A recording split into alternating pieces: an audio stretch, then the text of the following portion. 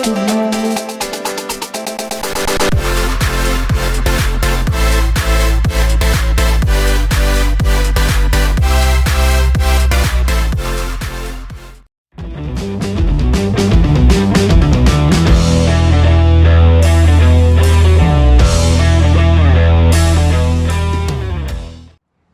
into another edition of the Coach Sam Adams Show here from Kia Store of Anniston, Oxford. And we want to thank those guys once again for being a proud sponsor of high school athletics across Alabama. And Coach, last week you got off the snide, so to speak. You defeated McAdory as a school for the first time in history. You were 0-4 coming in.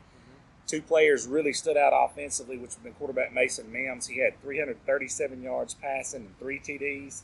And then you had Nick Richardson, who had 207 yards receiving and 3 TDs as well. And I'm talking about chunk plays as well for him. Let's start this off talking about offensive execution. And obviously you needed that in this game because they had a lot of very good athletic guys defensively. But to have those guys step up like that, what did that mean for this team?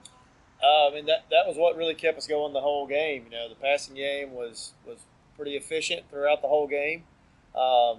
Nick made tons of huge plays in the game, and some of those were catch and runs. He did run behind them a couple times, but really showed off his athleticism once the ball got in his hand. We had some space to work, and Mason just did a really good job of distributing the ball where it needed to go and getting the ball out on time. Showed some great toughness on our last big play of the game, where he sat in and took a pretty good shot from two directions. Kind of got sandwiched between some defenders there, and still threw a dart well down the field for about a 30-yard gain to Nick to, in effect, put the game away.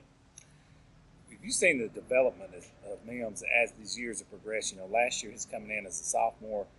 I don't want to call him green. He played a lot of good football, but there's a different Mason Mims that finished last year than started. There's a different Mason Mims that finished last year to starting this year. Oh, Can you talk about his progression? Yeah, just physically, he's so much bigger and stronger. So the being bigger helps him to be a little more durable.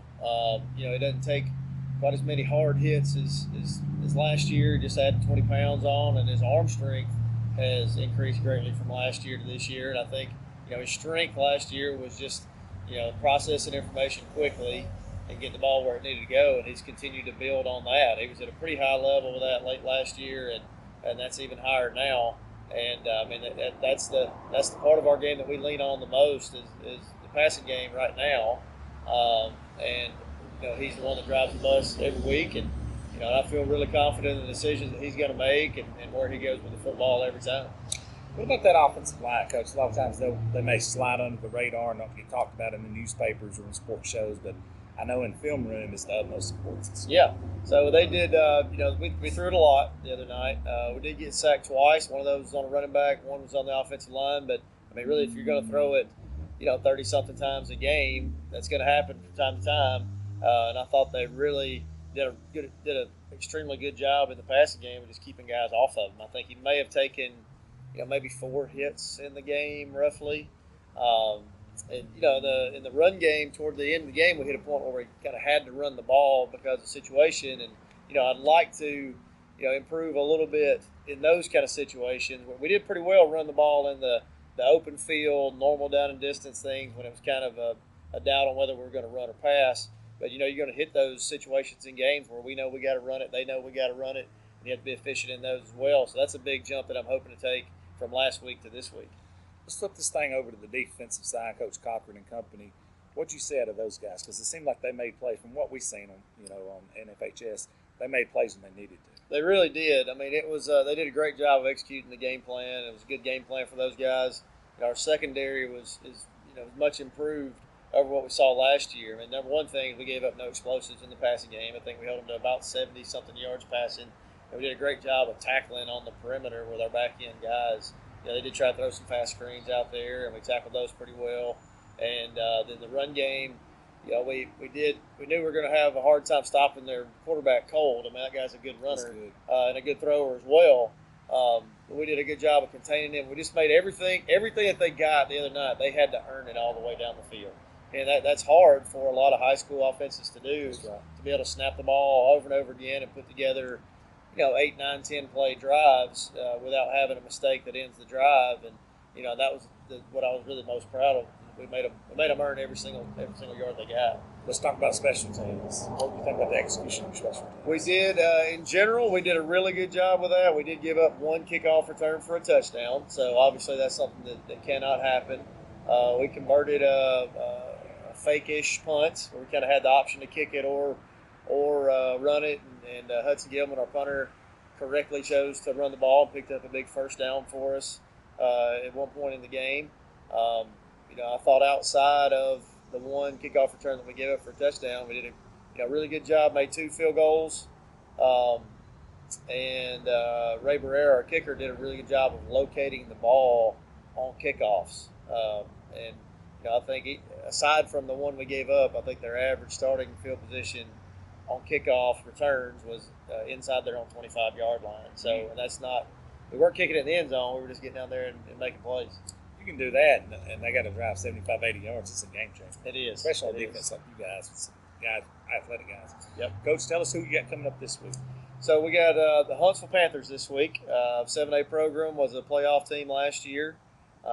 We played them second game of the season last year as well, and ended up on top up there. They did have a lot of juniors playing on that team last year, and have a solid number of returning starters. They're pretty balanced on offense. Have some receivers that can potentially hurt you. Have a solid run game, and defensively last year we thought, as far as the guys they had playing in the box, they were probably the second best defense we played with just the D-line and linebackers. That's saying something. Yes, fortunately we were able to get some chunk plays in the passing game against them. But I know they'll present challenges for us. They play a really sound version of offense and defense. Probably not the flashiest out there, style of play wise, but it's really efficient. They're used to playing against really good teams, and so it'll be another great challenge for us here at home. Coach, you got to look at Huntsville at the Garden City 7-on-7, correct? They were there. I don't know if they were there the same day. We never saw them if we were. Okay. Just the way the fields worked out. No, I'm sorry. That was Bob Jones, I believe. Yeah, Bob Jones. We didn't play Bob Jones.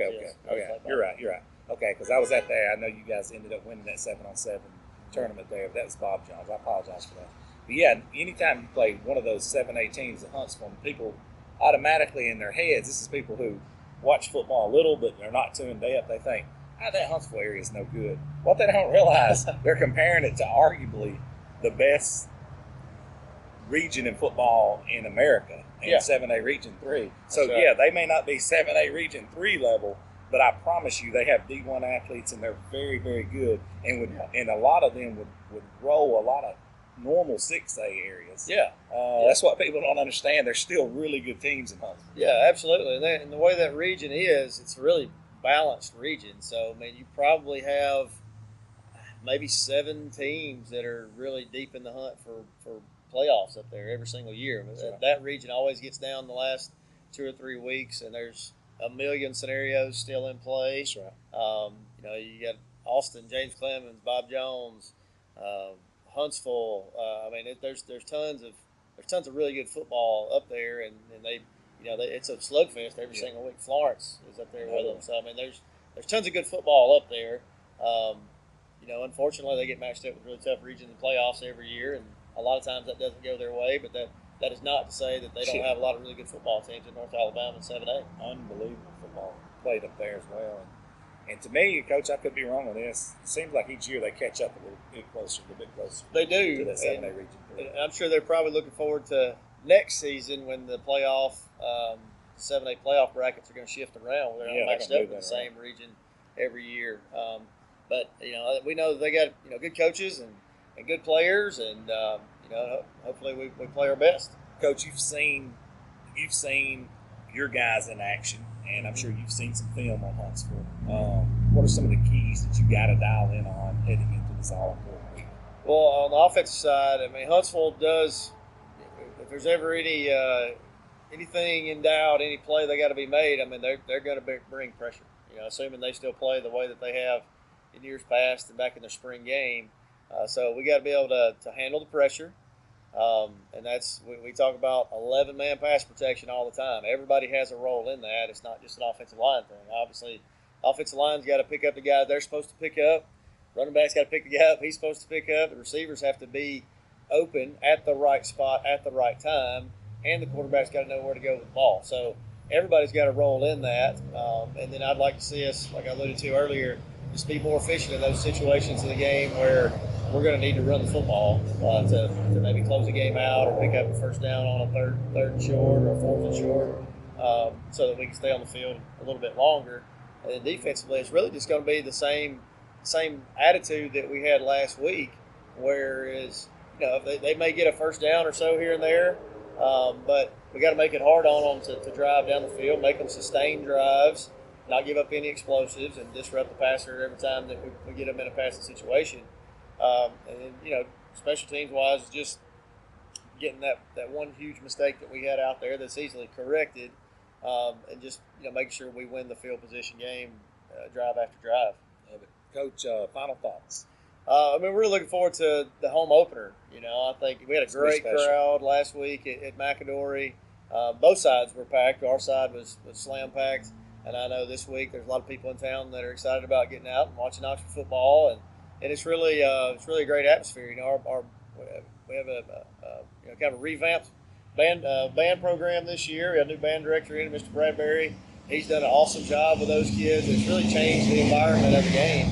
We went to Fort Payne, a couple weeks ago in a jamboree type situation, and then last week at McAdory, and just the level of spirit and excitement is greater than it was last year, and those guys play a big part in that. So looking forward to another big crowd and playing in front of our hometown. Coach, before we close it down, is the intro ready? The new intro you guys have for Oxford? So it is. We'll be coming out behind the goalpost now. We'll be flipping back to that, warming up on that end of the field that Oxford had historically warmed up on.